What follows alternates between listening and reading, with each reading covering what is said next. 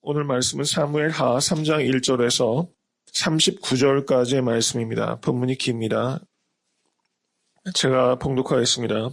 사울의 집과 다윗의 집 사이에 전쟁이 오래매 다윗은 점점 강하여 가고 사울의 집은 점점 약하여 가니라. 다윗이 헤브론에서 아들들을 낳았으되 맏아들은 암논이라 이스라엘 여인 아히노엠의 소생이요 둘째는 길르압이라 갈멜 사람 나발의 아내 되었던 아비가일의 소생이요 셋째는 압살롬이라. 그슬 왕 달메의 딸 마아가의 아들이요 넷째는 아도니아라. 학깃의 아들이요 다섯째는 스바데라. 아비달의 아들이요 여섯째는 이드라암이라. 다윗의 아내 에글라의 소생이니 이는 다윗이 헤브론에서 낳은 자들이더라. 사울의 집과 다윗의 집 사이에 전쟁이 있는 동안에 아브넬이 사울의 집에서 점점 권세를 잡으니라. 사울에게 첩이 있었으니 이름은 리스바요 아야의 딸이더라. 이스보셋이 아브넬에게 이르되 내가 어찌하여 내 아버지의 첩을 통간하느냐. 아브넬이 이스보셋의 말을 매우 분이 여겨 가로되 내가 유다의 개 대강이뇨. 내가 오늘날 당신의 아버지 사울의 집과 그 형제와 그 친구에게 은혜를 베풀어서 당신을 다윗의 손에 내어주지 아니하였거늘 당신이 오늘날 이 여인에게 관한 허물을 내게 돌리는도다. 여호와께서 다윗에게 맹세하신 대로 내가 이루게 아니하면 하나님이 아브넬에게 벌 위에 벌을 내리심이 마땅하니라. 그 맹세는 곧 이 나라를 사울의 집에서 다윗에게 옮겨서 그 위를 단에서 부알세베까지 이스라엘과 유다에 세우리라 하신 것이니라 하매 이스보셋이 아브넬을 두려워하여 감히 한 말도 대답지 못하니라. 아브넬이 자기를 대신하여 사자들을 다윗에게 보내어 가로되 이 땅이 네 것이니이까 또 가로되 당신은 나로 더불어 언약하사이다. 내 손이 당신을 도와 온 이스라엘로 당신에게 돌아가게 하리이다. 다윗이 가로되 좋다. 내가 너와 언약하려니와 내가 네게 한 가지 일을 요구하노니 나를 보러 올 때에 위선 사울의 딸 미가를 데리고 오라. 그렇지 않으면 내 얼굴을 보지 못하리라 하고 사울의 아들 이스보셋에게 사자들을 보내어 이르되 내 처 미가를 내게로 돌리라. 저는 내가 전에 블레셋 사람의 양피 100으로 정혼한 자니라. 이스보셋이 보내어 그 남편 라이스의 아들 발디알에게서 취하매 그 남편이 저와 함께 오되 울며 바울임까지 따라왔더니 아브넬이 저에게 돌아가라 하매 돌아가니라. 아브넬이 이스라엘 장로들에게 말하여 가로되 너희가 여러 번 다윗으로 너희 임금 삼기를 구하였으니 이제 그대로 하라. 여호와께서 이미 다윗에 대하여 말씀하시기를 내가 내 종 다윗의 손으로 내 백성 이스라엘을 구원하여 블레셋 사람의 손과 모든 대적의 손에서 벗어나게 하리라 하셨음이니라 하고 아브넬이 또 베냐민 사람의 귀에 말하고 이스라엘과 베냐민의 온 집이 선히 여기는 모든 것을 다윗의 귀에 고하려고 헤브론으로 가니라. 아브넬이 종자 20인으로 더불어 헤브론에 이르러 다윗에게 나아가니 다윗이 아브넬과 그 함께한 사람을 위하여 잔치를 배설하였더라. 아브넬이 다윗에게 고하되 내가 일어나 가서 온 이스라엘 무리를 내 주 왕의 앞에 모아 더불어 언약하게 하고 마음에 원하시는 대로 모든 것을 다스리게 하리이다. 이에 다윗이 아브넬을 보내매 저가 평안히 가니라. 다윗의 신복들과 요압이 적군을 치고 크게 노력한 물건을 가지고 돌아오니 아브넬은 이미 보냄을 받아 평안히 갔고 다윗과 함께 헤브론에 있지 아니한 때라. 요압과 그 함께한 모든 군사가 돌아오매 혹이 요압에게 고하여 가로되 넬의 아들 아브넬이 왕에게 왔더니 왕이 보내매 저가 평안히 갔나이다. 요압이 왕에게 나아가 가로되 어찌하심이니이까. 아브넬이 왕에게 나아갔거늘 어찌하여 저를 보내어 잘 가게 하셨나이까.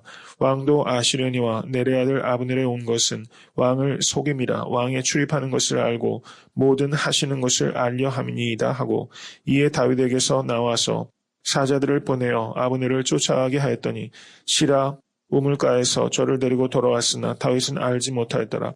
아브넬이 헤브론으로 돌아오매 요압이 더불어 종용이 말하려는 듯이 저를 데리고 성문으로 들어와서 거기서 배를 찔러 죽이니 이는 자기의 동생 아사엘의 피를 인함이더라. 그 후에 다윗이 듣고 이르되 넬의 아들 아브넬의 피에 대하여 나와 내 나라는 여호와 앞에 영원히 무죄하니 그 죄가 요압의 머리와 그 아비의 온 집으로 돌아갈지어다. 또 요압의 집에서 백탈 병자나 문둥병자나 지팡이를 의지하는 자나 칼에 죽는 자나 양식이 필절한 자가 끊어지지 아니할지로다 하니라. 요압과 그 동생 아비새가 아브넬을 죽인 것은 저가 기브온 전쟁에서 자기 동생 아사엘을 죽인 까닭이었더라. 다윗이 요압과 및 자기와 함께 있는 모든 백성에게 이르되 너희는 옷을 찢고 굵은 배를 띠고 아브넬 앞에서 애통하라 하니라. 다윗 왕이 상여를 따라가서 아브넬을 헤브론에 장사하고 아브넬의 무덤에서 소리를 높여 울고 백성도 다 우니라. 왕이 아브넬을 위하여 애가를 지어 가로되 아브넬의 죽음이 어찌하여 미련한 자의 죽음 같은고 내 손이 결박되지 아니하였고 내 발이 착고에 채이지 아니하였거늘 불의한 자식이 앞에 엎드러진 같이 내가 엎드러졌도다 하매 온 백성이 다시 그를 슬퍼하여 우니라. 석양의 뭇 백성이 나와 다윗에게 음식을 권하니 다윗이 맹세하여 가로되 내가 해지기 전에 떡이나 다른 것을 맛보면 하나님이 내게 벌 위에 벌을 내리심이 마땅하니라 하며 온 백성이 보고 기뻐하며 왕이 무슨 일을 하든지 무리가 다 기뻐하므로 이날에 온 백성과 온 이스라엘이 넬의 아들 아브넬을 죽인 것이 왕의 한 바가 아닌 줄을 아니라. 왕이 그 신복에게 이르되 오늘 이스라엘의 방백이요 또는 대인이 죽은 것을 알지 못하느냐. 내가 기름 부음을 받은 왕이 되었으나 오늘날 약하에서 스루의 아들인 이 사람들을 제어하기가 너무 어려우니 여호와는 악행한 자에게 그 악한 대로 갚으실지로다 하니라. 아멘. 오늘 본문 말씀은 3장 1절에 이렇게 시작합니다. 사울의 집과 다윗의 집 사이의 전쟁이 오래매 다윗의 집은 점점 강하여 가고 사울의 집은 점점 약하여 가니라. 이렇게 기록하고 있습니다. 다윗은 유다 지파만의 왕이고 또 이스보셋은 사울의 아들로서 유다 지파 하나를 제외한 11지파의 지금 왕이라고 할 수 있습니다. 숫자적으로 말하면 지금 게임이 안 되는 것이죠. 1대 11입니다. 그런데 다윗은 점점 강하여 가고 사울의 집은 점점 약하여 간다. 이렇게 말하고 있다는 사실입니다. 성도님들이 가정과 하시는 일이 지금 다윗의 집처럼 점점 강하여 가는 축복이 임하게 될 수 있게 되기를 주님으로 간절히 축원합니다. 올 한해 그런 복을 누리실 수 있기를 바랍니다. 이제 또 2월 첫째 주입니다. 벌써 한 달이 지났습니다. 이렇게 빨리 또 한 해가 마감될 것을 우리가 기억하면서 하루하루 경성하에 깨어 계시고 특별히 연말에 가시면 정말 영육간에 점점 강성해졌다는 것을 체험하시는 그런 한 해가 될 수 있기를 간절히 바랍니다. 가만히 보면은 잘 되는 사람에게는 잘 되는 이유가 있습니다. 그 잘 안 되는 사람에게는 잘 안 되는 이유가 있어요. 물론 열심히 하고 또 최선을 다해도 힘든 이 시간들이 지나죠. 근데 결국에 가면 잘 됩니다. 잘 되는 이유가 있고 잘 안 되는 이유가 있는 거예요. 이것을 우리가 겸손하게 되돌아볼 수 있어야 합니다. 다윗이 그러면 왜 점점 잘 되는가? 여러 가지로 우리가 이해할 수 있겠지만 오늘 앞뒤 본문 맥락을 보면 2장 1절을 한번 보세요. 2장 1절. 2장 1절 다시 한번 우리 한번 읽어보죠. 다 같이. 그 후에 다윗이 여호와께 물어가로되 내가 유다 한 성으로 올라가리이까? 여호와께서 가라사대 올라가라. 다윗이 가로되 어디로 가리이까? 가라사대 헤브론으로 갈지니라. 이렇게 말하고 있어요. 저는 이것이 다윗이 점점 잘 되는 매우 큰 이유 중에 하나다 이렇게 생각합니다. 다윗은 매사를 묻는 사람이었어요. 매사를 물어요. 그런데 여기에서 사울이 죽지 않았습니까? 10여 년 동안 그 다윗이 쫓겨가다가 이제 사울이 죽었어요. 그러면 세상적으로 말하면 권력이 공백이 생긴 것이죠. 그러면 이 공백을 놓치지 말고 잽싸게 쳐들어가서 공격을 하는 것이 상식입니다. 때를 놓치면 기회가 오지 않죠. 그러면 대부분의 사람은 상식적으로 판단해서 군대를 동원해서 이 빈틈을 노려서 공격할 겁니다. 그런데 다윗은 그런 상식대로 움직이지 않고 이렇게 하면 이익이 되느냐 불리하느냐 이렇게 판단하지 않고 그것을 하나님께 묻는 거예요. 여기에선 너무 뻔한 겁니다. 대답이 너무 뻔해요. 무조건 가서 공격해야 되는 겁니다. 그런데 뻔한 것도 물어야 되는 것입니다. 뻔한 것도 물어야 된다. 이것을 우리가 생각해야 된다는 것입니다. 교회에서 구제를 하고 봉사하고 선교하는 것도 마땅히 해야 될 뻔한 것이죠. 그런데 그것도 하나님 물어야 된다는 겁니다. 하나님 그 일을 오래 하려고 하는데 어떻게 언제 하면 되겠습니까? 정말 하나님께서 이 일을 원하십니까? 이렇게 하는 것이 교회의 유익이 되겠습니까? 하나서부터 열까지 선한 일을 할 때도 물으실 수 있게 간절히 바랍니다. 하나님의 일을 하면서도 그것을 물어야 된다는 것을 우리가 이 오늘 본문 말씀을 통해서 배워야 된다는 것이죠. 다윗은 묻고 그리고 하나님께서 대답하신 대로 순종하는 삶이었어요. 묻고 순종하기. 이것이 다윗의 삶을 요약하는 큰 흐름이라고 생각합니다. 묻고 순종하기. 오늘 새벽 재단을 통해서 물으실 수 있기를 바랍니다. 혹시 내가 너무 뻔하기 때문에 기도하지 않은 것이 있다면 이 시간에 기도할 수 있기를 바랍니다. 제가 일전에도 한두 번 말씀을 드렸는데 제가 1999년에 미국에 처음 왔습니다.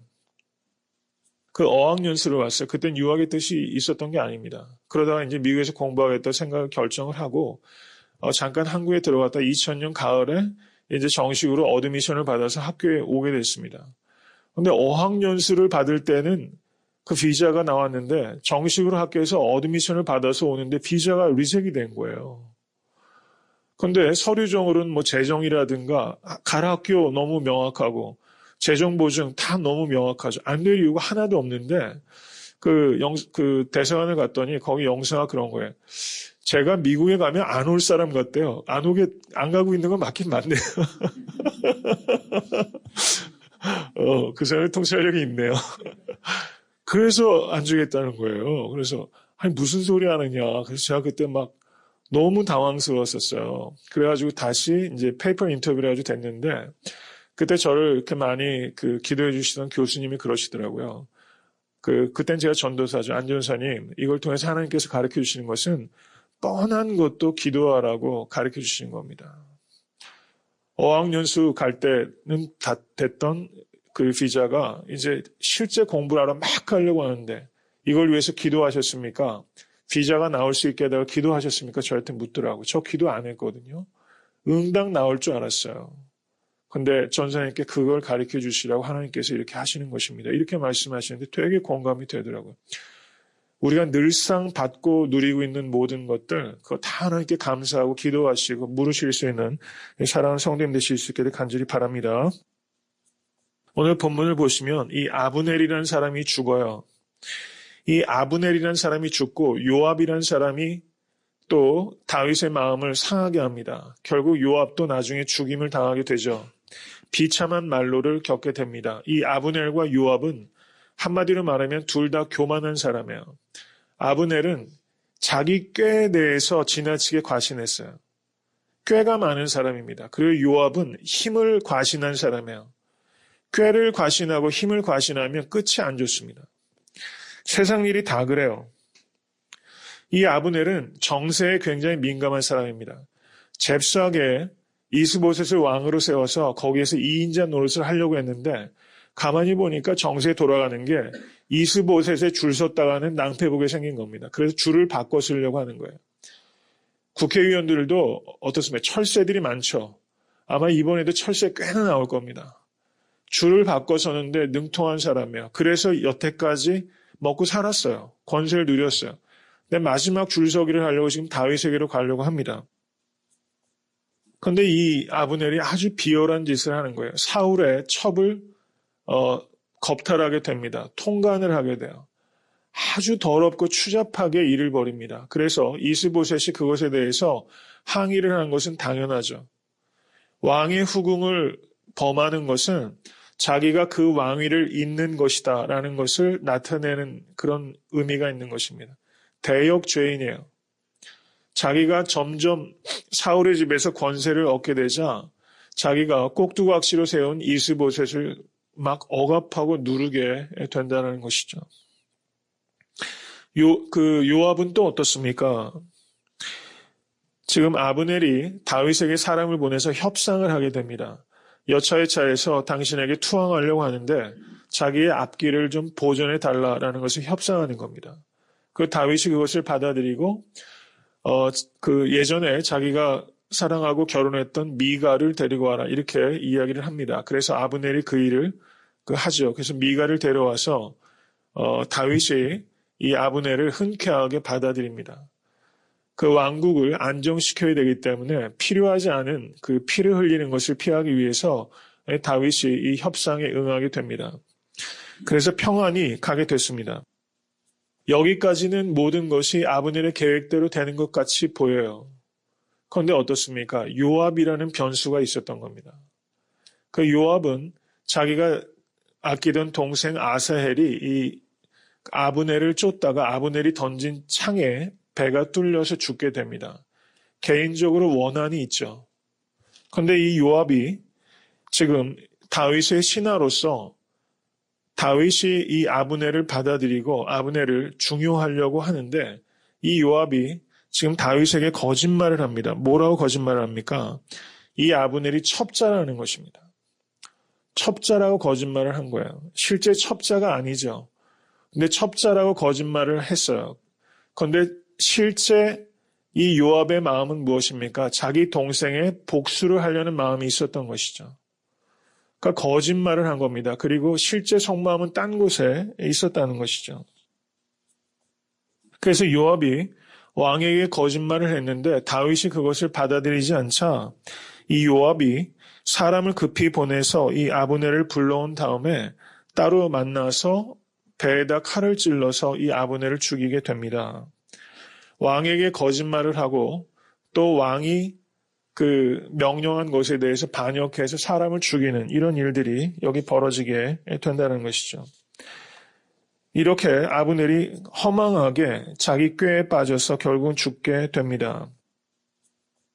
저는 이것을 보면서 이런 묵상을 하게 됩니다.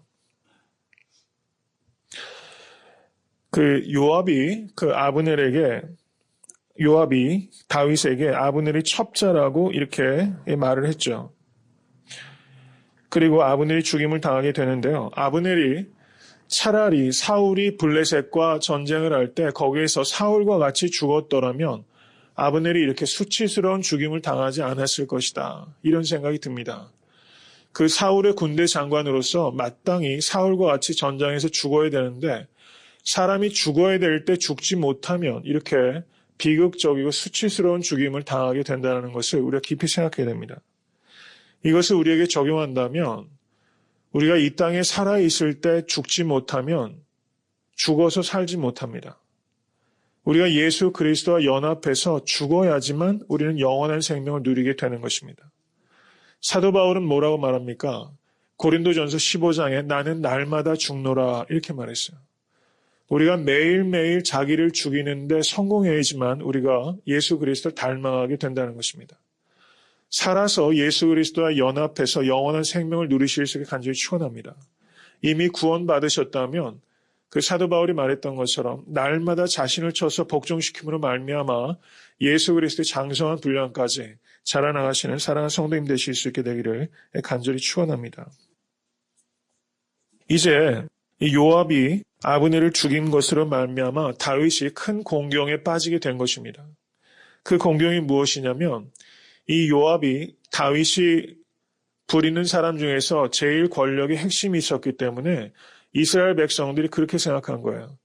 요압이 어떻게 자기 독단적으로 사람을 죽일 수 있겠느냐. 그 뒤에는 당연히 다윗이 있을 것이다. 그렇게 생각한 거죠.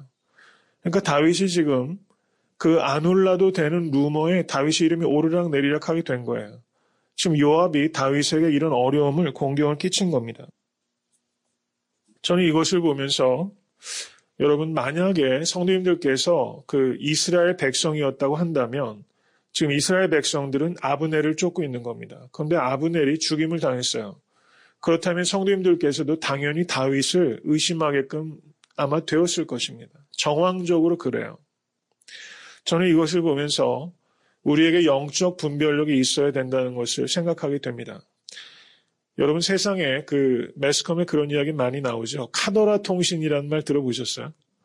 누가 이렇게 카더라, 경상도 말입니까?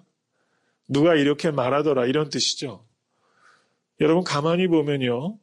우리가 세상 생활을 하다 보면 이 카더라 통신이 많아요. 교회에서도 누가 뭐라 카더라 이렇게 말을 합니다.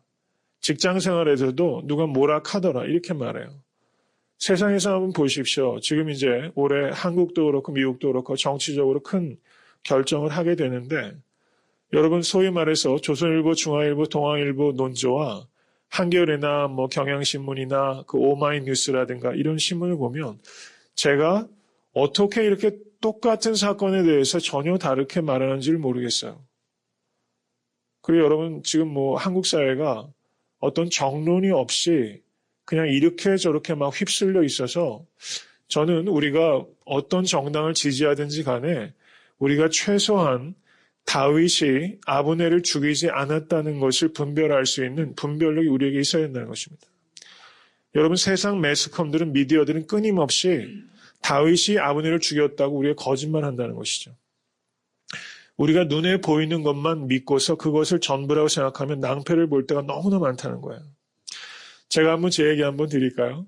제가 목회를 하면서 그냥 자세히 말씀을 드리긴 뭐하지만 어떤 성도님께 뭘 부탁을 드린 적이 있었어요.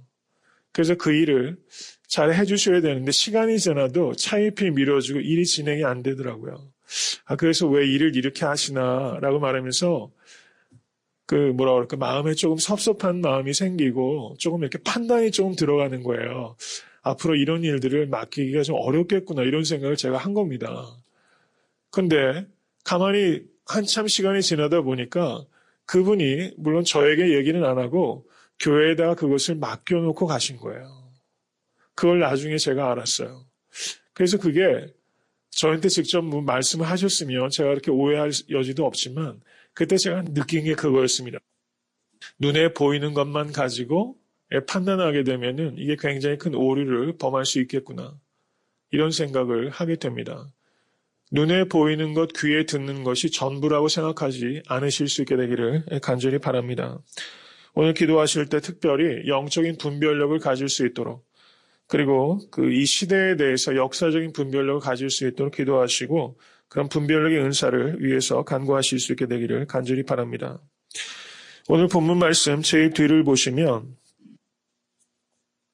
다윗이 아브넬의 죽음에 대해서 애가까지 지으면서 진정한 마음으로 조의를 표하고 경의를 표했습니다. 사람의 마음이 움직였어요. 여러분을 혹시 누군가가 오해하고 있다면 진정한 마음으로 그것을 대하면 사람들이 결국엔 그 오해가 풀린다는 것을 우리가 또 생각하게 됩니다.